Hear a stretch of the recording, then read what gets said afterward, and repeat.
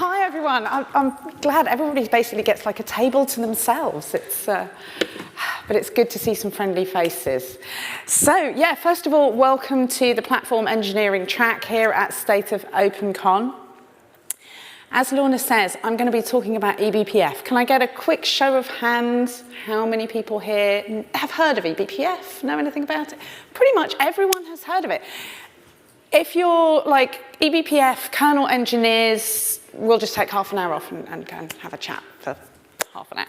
But what I'm going to do this afternoon is talk about why eBPF is such a great, powerful platform for tooling for infrastructure, things like observability, security, networking. eBPF gives us this really wonderful new platform for building the next generation of tools. So, the acronym stands for Extended Berkeley Packet Filter. Honestly, just forget that, because it does so much more than filtering packets today that the acronym has pretty much become meaningless.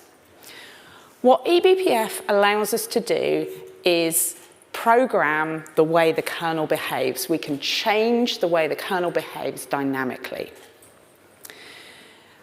So when I'm talking about the kernel, I should probably just quickly make sure we're all on the same page about the kernel and the difference between kernel and user space. As application developers, we're usually writing applications that run in user space. And whenever our application code wants to do anything that touches hardware at all, be that accessing a file, allocating memory, communicating with the outside world over a networking interface, starting and stopping processes, all of these things are handled by the kernel. The application can't really do anything by itself without asking for assistance from the kernel. Now, eBPF programs get attached to events in the kernel, and that means whenever anything interesting happens, be that triggered by one of our user space applications, or perhaps a network packet arriving at a particular point in the networking stack, we can have eBPF programs attached to all these different types of events and use that to either observe the event or maybe change the way the kernel behaves at that point in time.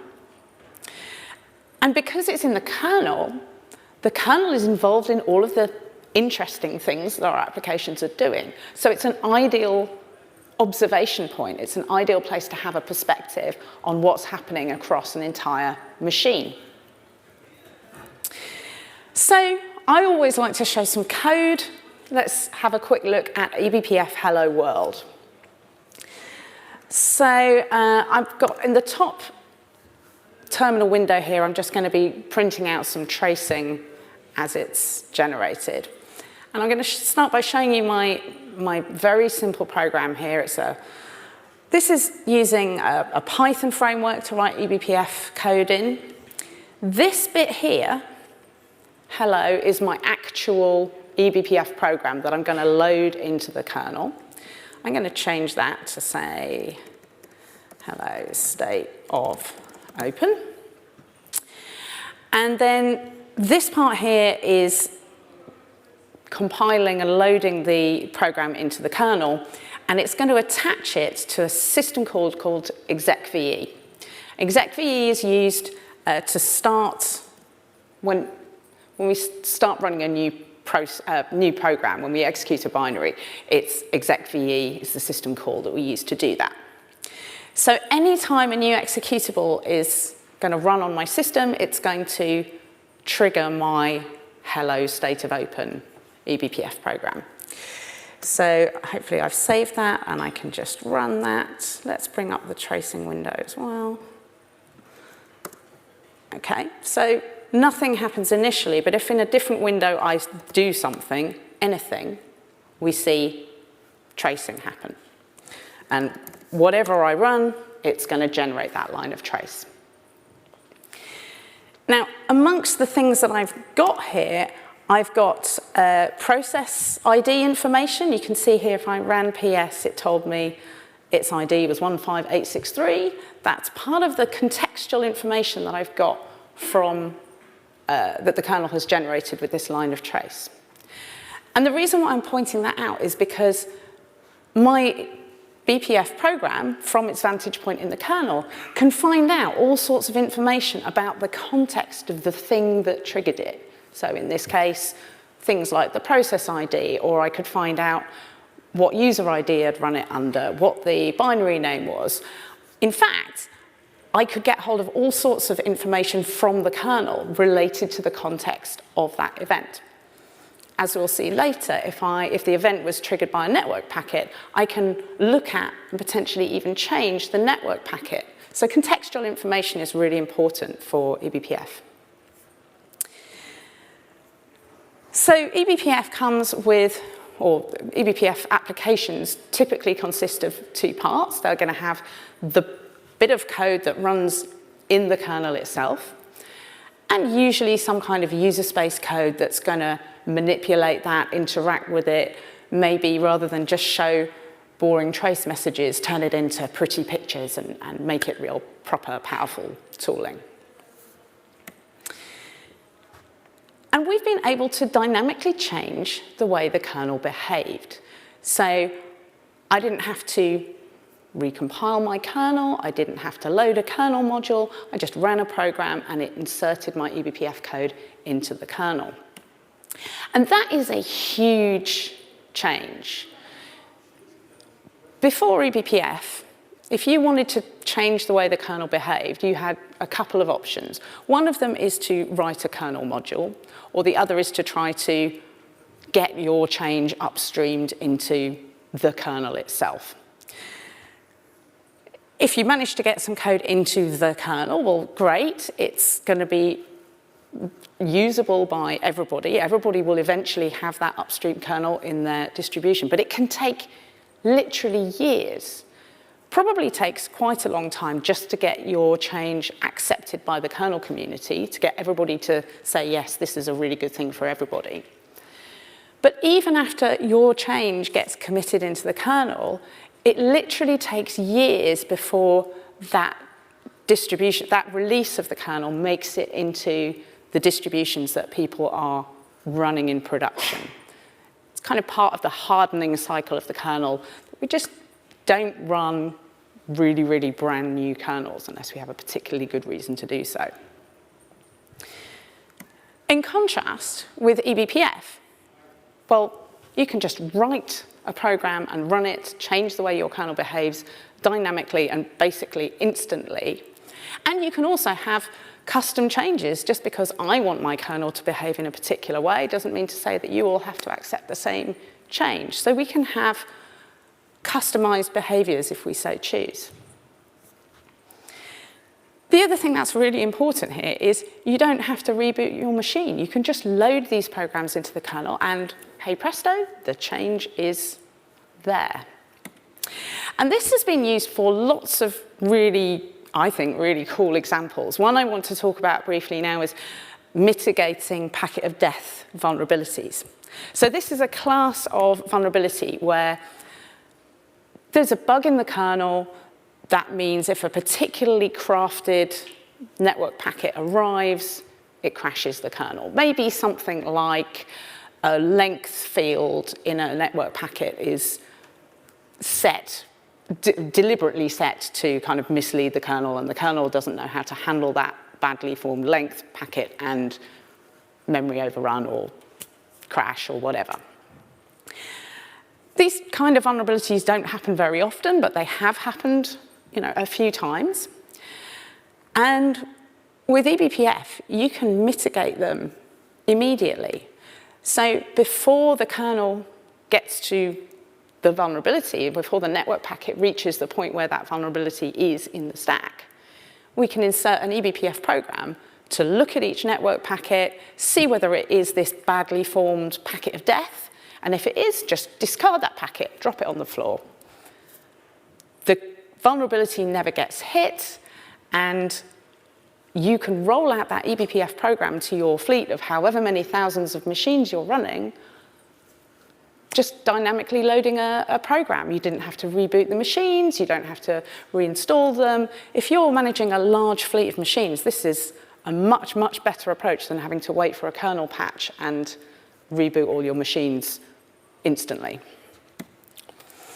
So the kind of code that would implement that would look something like this. It would be attached to a network event. It would do something to parse the packet. I've got an example here that's going to say, let's just drop ICMP, which is a ping packet. And if we drop a network packet, it just doesn't get through. That's fine. Does anybody want to see an example of that? Yeah? Good. Always good to have some live examples, right? So I've got a little BPF program here, this one, XDP, and it's doing some parsing of the network packet to see whether or not it is a ping request. And at the moment, it's just going to trace out the fact that it is a ping request. So hopefully, if I run, I think I called it SOOC. Okay, let's bring up the trace. And I need to kill the old program. And if I just start pinging, I've attached it to the local loopback interface. So I just ping myself, and we start seeing the tracing for those ping requests being received at the, on the same machine, but the other side of the loopback interface. Okay, so I'm going to leave that running, but I'm going to change this program. I'm going to drop that packet, and just to make it clearer, I'm going to change the trace so that we can see that the packet's been dropped. And if I run this program again, it's going to insert the new version of the program. Bring up the trace again. And what we should still see the tracing because we're still hitting that program, but we should see the ping requests stopping. So keep an eye on the sequence numbers. Okay. And now we're starting to see dropped appearing in the trace. And this bottom left-hand window, the sequence numbers have stopped incrementing. So I just changed the way the networking stack is behaving on that kernel. I think that's pretty cool, right? Okay.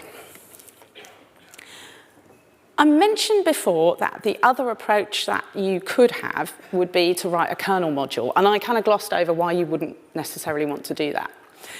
Writing a kernel module is the same as writing kernel code, and if you have a crash in the kernel, it's a bad day at the office. That's going to bring down whatever's running on that machine. That's no question.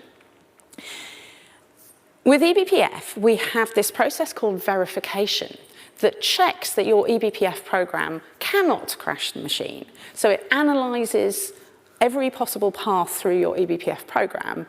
This happens dynamically as you're loading the program into the kernel. And it ensures that all memory accesses are safe. Every memory access is as expected, so that you can't be kind of reading into other unexpected, you can't use an eBPF program to, well, you can use eBPF programs for malicious purposes, but we limit what memory you can access, for example, from an eBPF program. And this verification process is one of the things that differentiates eBPF from just writing a kernel module. Your kernel module, unless you've tested that very, very, very carefully, there is a chance it's going to crash the machine. That's one reason why a lot of end users are reluctant to use kernel modules. eBPF, that risk has been taken away because we know the eBPF program cannot crash the machine. So how many people here are involved at all in cloud-native, Kubernetes, that kind of world? Yes, quite a lot of you, most of you. Me too, I'm very into cloud-native. So eBPF is an incredible platform when we're using containers because however many containers we're running on a given bare metal machine or virtual machine, there is only one kernel. All of your containers on a given VM are sharing the same kernel. That's a common misconception that people sometimes believe that containers have their own kernel. They don't. They're all using the host's kernel. So however many processes are running, however many applications are running, however many containers in however many pods, all of those applications on a given node in Kubernetes are all sharing the same kernel. And every time those applications want to do anything interesting, like networking or allocating memory or accessing files or starting a new process, that shared kernel is going to be involved. So the kernel is not just aware of, involved in everything that's happening on that node. And if we instrument the node with eBPF programs, they can be aware of everything that's happening, regardless of what container they're in. So this brings to a contrast between eBPF instrumentation and sidecar-based instrumentation. So let's briefly review what I mean by a sidecar. If you have something like tracing or logging or security tooling that you want to add into all of your application code, well, back in the day, you'd have to implement, let's say, your tracing or your logging as part of your application. And maybe you would think, well, I've written this code a few times, so perhaps I should pull it into a library so that all of the team who are writing in the same language can use that same library. But a library is only good for the language that you're writing in. So you might have a team that are using Python and another team that are using Rust and another team that's using Node. They're all going to have their own implementations of these common tooling features like tracing or logging or security. So containerization allowed us to move away from that model and pull the common code into sidecar containers that can be implemented in a different language because they're isolated from your application by being in a container. So we can have our common tracing or security or logging, whatever tooling, written in a completely different language and attached to or used with all of our applications. So that's great. That's a real step forward, certainly in terms of being able to have the same instrumentation in all of our applications. But I love this cartoon that Nathan Leclerc did. This is quite a long time ago now. I feel like I've been using this cartoon probably for 3 or 4 years. I think it really speaks to how eBPF running in the kernel reduces or removes the need for sidecars. So let's just dig into that a bit more. So when we inject that sidecar container into a pod, we have to run it inside the pod because pods are deliberately isolated from each other. If you want your tracing or whatever to be able to see into your application, it has to share some namespaces with that application containers, and it does that by being part of the same pod. And to get there, there has to be some YAML configuration to make that happen. Whenever you're defining a pod, the pod's got a specification in YAML that says what code you want to run inside that pod. And you're going to have to somehow get the sidecar included in the definition of every pod. Now, normally that's done automatically in some kind of automated fashion. So maybe it's done as part of your CI/CD pipeline, maybe it's done through an admission controller, but something somewhere is going to take your application YAML and add in the fact that you want to have these tracing or logging or security or whatever sidecar added into every app. So that's okay, but if something goes wrong, or maybe some misconfiguration in your admission controller, your CI/CD pipeline, well, then the sidecar just doesn't get injected. There's no way to instrument something without getting the sidecar into each pod. In contrast, if we're using eBPF, we just have to instrument the node that one time. We have to load our eBPF programs into the node, and all of our pods are visible to that. All of our application code is visible to that. And not only is our application code that we're expecting to run visible, But if anything malicious starts happening on that node, eBPF can see it as well. It's still just a process from the perspective of the kernel. It's just something else that it can observe and react to. So I'm pretty sure that if I'm an attacker and I compromise your node, I'm not going to do you the courtesy of injecting your sidecars into my malicious application. So this is a huge benefit that eBPF tooling can see across all of our applications on each node, and we didn't have to make any changes at all to the app or its configuration. It's instantly visible. This model is also really efficient from a resource usage perspective, or can be. One of the other implications of using a sidecar is you've got a sidecar injected into every single pod. So suppose it's got some configuration information. That information has to be held. Well, it either has to be held in each pod, so you've got a duplicate copy in every single pod, or you're going to have to come up with some mechanism to share it, because all these pods are deliberately isolated from each other. So maybe you're going to have like network communications or files or something. It all seems very complicated. Much easier to have copies of configuration information in each individual pod, which can come with resource bloat. Particularly in the world of service mesh, we've seen pretty significant amounts of resources used by sidecars. In the world of eBPF, we probably still need to have some configuration information in user space. We probably still have a user space application that we're going to use to interact with humans operating the system. But they only need that configuration information once if we've got one instance of the tooling in the kernel. There's also a concept called eBPF maps, which are data structures that we can share between eBPF programs in the kernel and user space.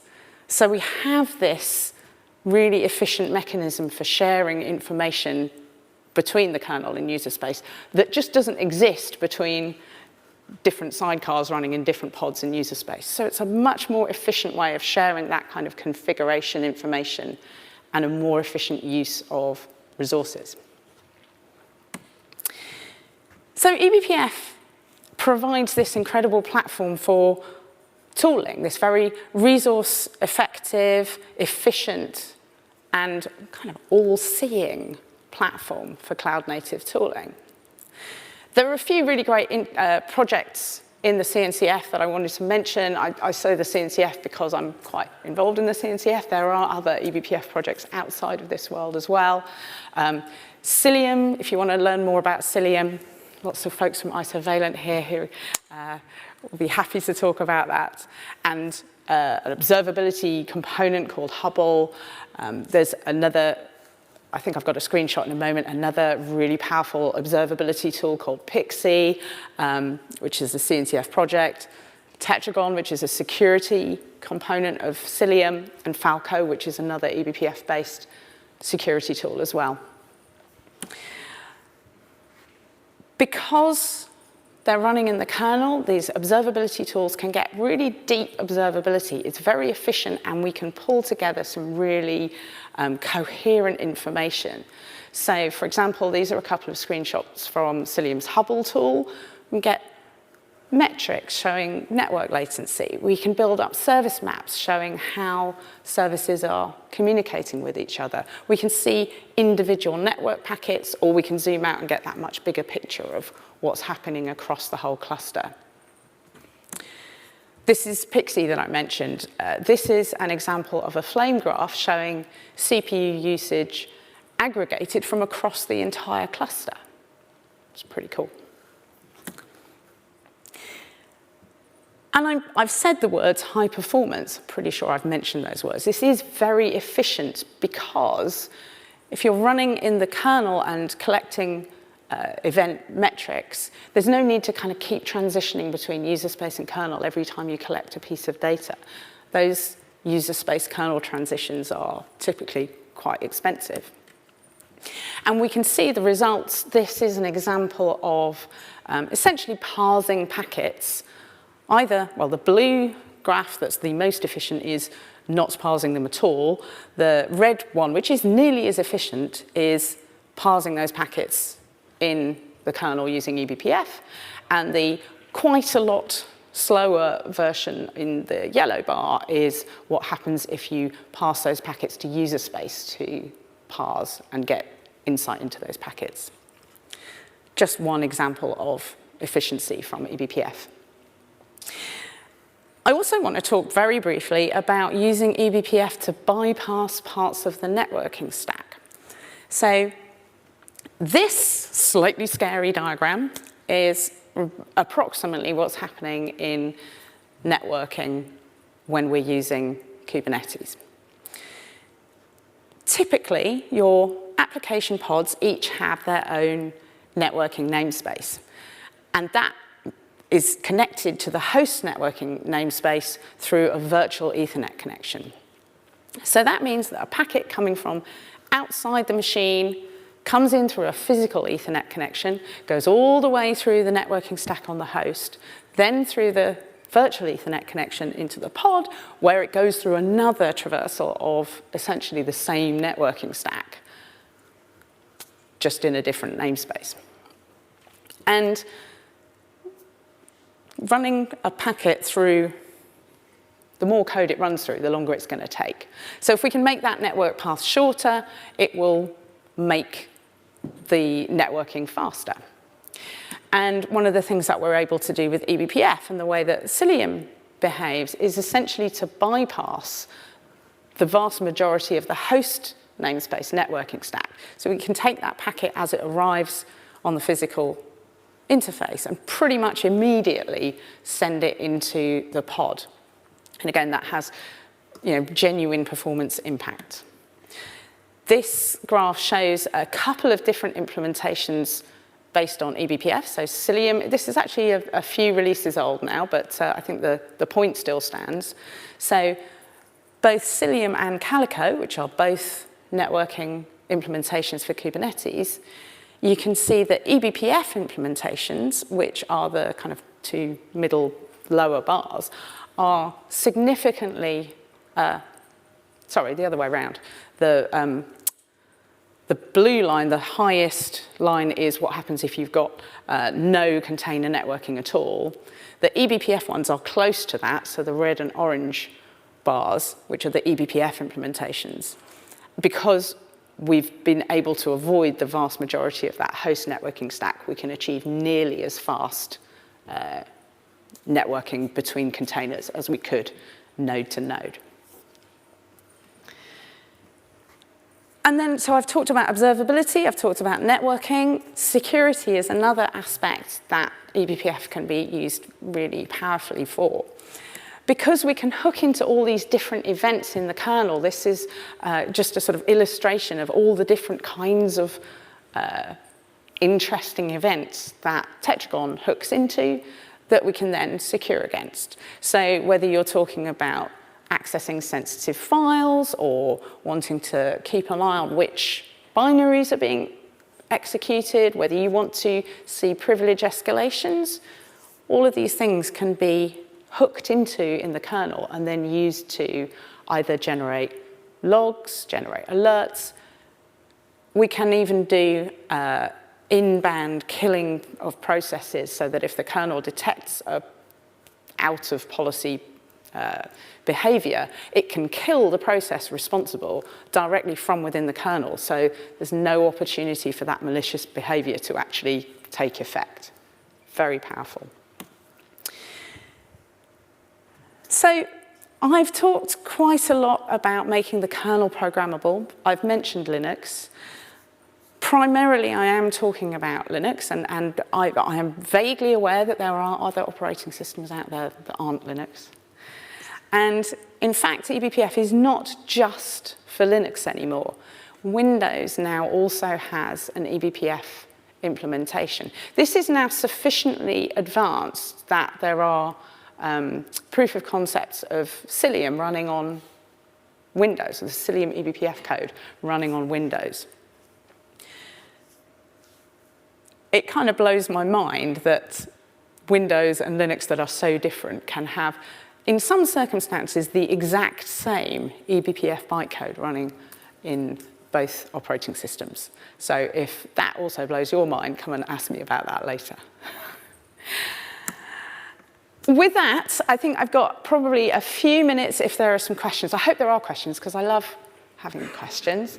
And also, I'm just going to mention that later on this afternoon, we've got lots of copies of a little book that I wrote that explains in a bit more detail what eBPF is. So if you'd like a copy of that book, come along to the book signing this afternoon.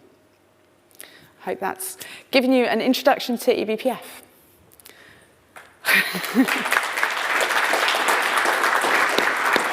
Thank you. I'm hoping there's going to be some questions. I see one there. We've got some mics coming around, I think.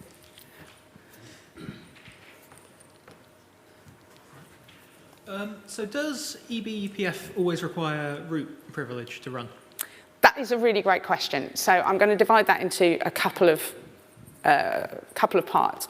So first of all, effectively, if you're running an eBPF program, it's in the kernel, it might as well be, you might as well consider it to be a root privilege, the fact that you can run custom code. Now, I've only shown you running it as root. You do need some capabilities. So just in case anybody doesn't know, Linux has a variety of different privileges called capabilities. And the exact set of capabilities you need depends a little bit on what kind of event you're hooking into. So you need different privileges for network events or for other kinds of events.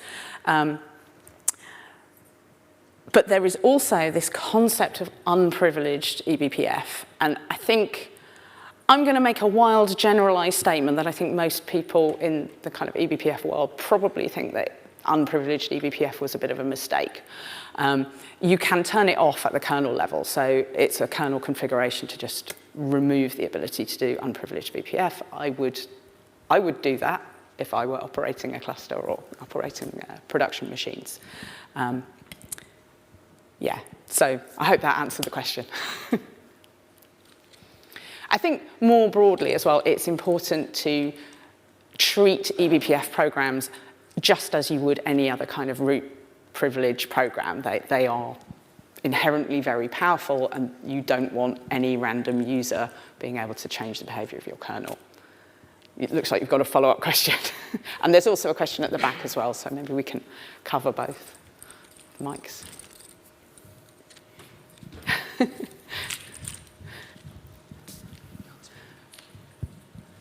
Thank you. Nice talk. I was wondering if you can compare the API promises between kernel modules, for example, kernel APIs and eBPF. Do you get any additional guarantee? Do you get more stability? Is there any guarantee at the moment? Okay, right. So I think you're talking about the kind of the sort of ABI agreement. Yeah, when you're developing eBPF programs. So system call interface is probably the biggest surface of sort of guaranteed stability in the kernel. So you know that if you've got a user application that runs on Linux today, it will run on Linux in however many versions in the future, because that system call interface is sort of guaranteed to be stable. People add new features to it, but the sort of existing interface will always be maintained. There are a few other points in the kernel where that's also true. So there's, for example, Linux security module interface. Again, that's a stable interface. Everything else in the kernel is, at least in theory, up for change. It could change at any point between one release and the next. The reality of what changes is not quite so, not quite so dynamic as that. There's vast swathes of the kernel that don't change from one release, haven't changed in years and probably won't change. And that's one of the interesting things about the Tetragon implementation, because it's hooking into some points in the kernel that are expected to be stable. It's not guaranteed, but because the people who work on it also work in the kernel, they're pretty confident, and see no likelihood of those hooks changing. So it is something that eBPF programmers have to be aware of. The other interesting thing is the data structures that you might look at from within an eBPF program can change from one kernel release to another. There is I don't know what to call it. It's a thing called compile once, run everywhere, which, again, super clever, allows an eBPF program written on one kernel release to run on a machine running a different version of the kernel through this mechanism of basically documenting what all the field offsets are and all of the data structures that are being used, and then adjusting that at the point where the program's loaded in at runtime. Again, super clever. We can talk about that in detail afterwards if necessary. Should we try and do that one follow-up question, and then that's probably all we've got time for, isn't it? So I'm going to be a bit sneaky here and try and get in 2 questions. So the follow-up question was, is it possible to use eBPF from a container? And if so, wouldn't that affect other containers on that host? And then the other one is there a limit to the complexity of your eBPF programs? Because you have the traditional problem of the halting problem. Yeah. Have you solved that? Okay, yes. So first question, yes, you can run eBPF programs from containers, provided you have the right set of privileges. And yes, that would affect the whole node. So that's typically going to be how a cloud-native instrumentation, it'll be deployed as a container. The agent will load the eBPF program, and from there it has visibility over everything. What was the second question? Have you solved the whole? Oh, yes, the complexity limit. So back in the day, I can't remember what version of kernel this was, there's what's called complexity limit of, and it used to be like 4,000 instructions. So when I talked about the verifier and the fact that it analyzes your program, essentially has it used to be 4,000 instructions that it could analyze before it would kind of go, well, I haven't hit the end yet, so I'm going to say this might not complete. That complexity limit is now 1 million instructions. There's also something called tail calls, which allows you to call from one BPF program to another, so you can decompose your functionality if you need to. So you will hear people saying, eBPF is not Turing complete, and that is technically true, but we haven't yet sort of, I challenge somebody to find something that is not possible to implement in eBPF rather than like we just haven't done it yet. All right. So thank you very much. Thank you for being an attentive audience, and thank you very much for your questions.